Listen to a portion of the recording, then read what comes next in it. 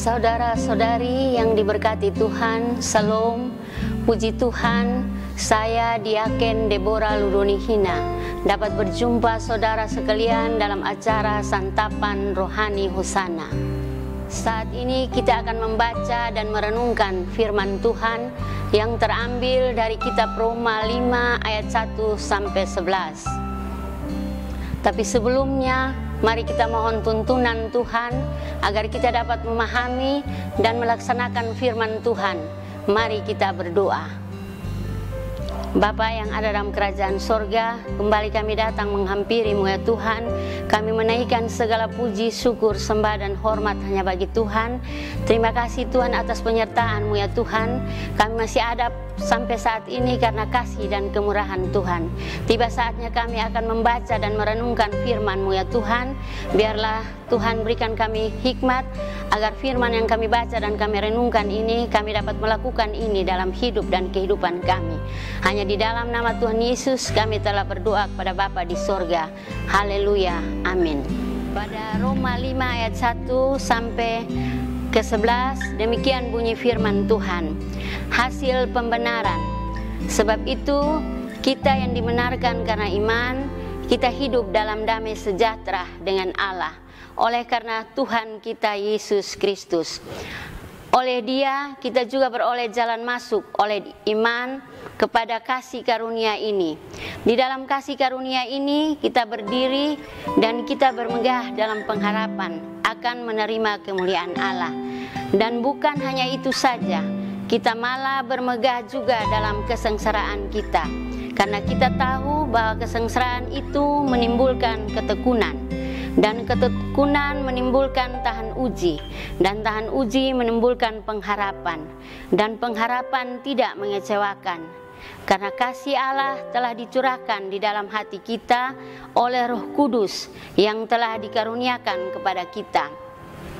Karena waktu kita masih lemah, Kristus telah mati untuk kita orang-orang durhaka pada waktu yang ditentukan oleh Allah. Sebab tidak mudah seorang mau mati untuk orang yang benar, tetapi mungkin untuk orang yang baik ada orang yang berani mati. Akan tetapi Allah menunjukkan kasih-Nya kepada kita oleh karena Kristus telah mati untuk kita ketika kita masih berdosa.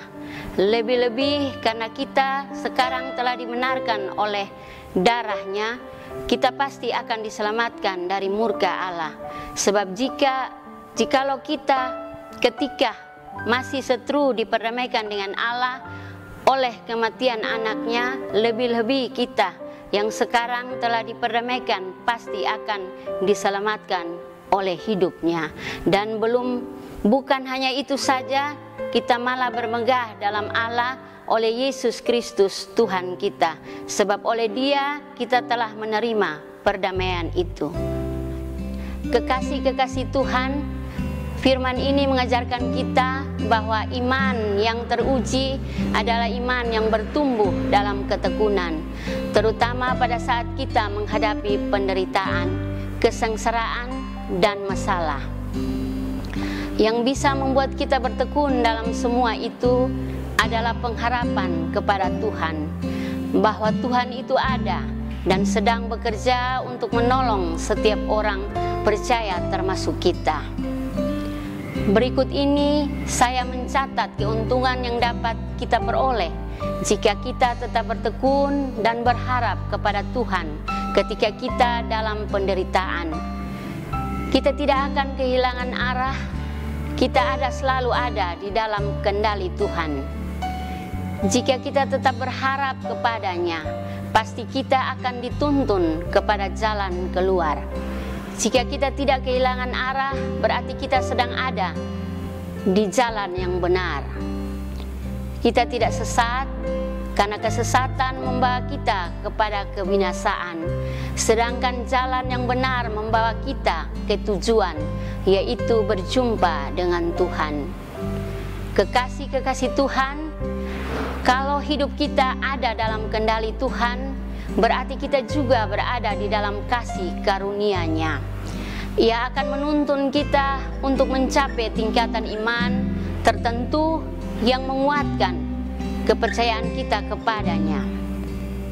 Juga ketika kita mendapat jalan keluar atas masalah dan penderitaan yang kita alami, maka di saat itulah kita menerima kasih karunia Allah.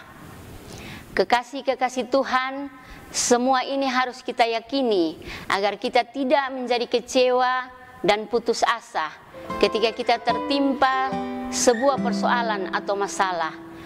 Orang yang selalu berharap kepada Tuhan akan selalu memiliki kekuatan dan pengharapan yang pasti.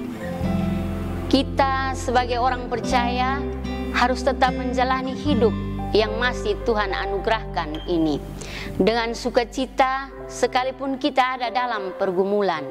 Kita harus tetap optimis, tetap berusaha untuk tersenyum, dan terlebih lagi harus bisa berbagi kasih dengan orang lain sekalipun musuh kita.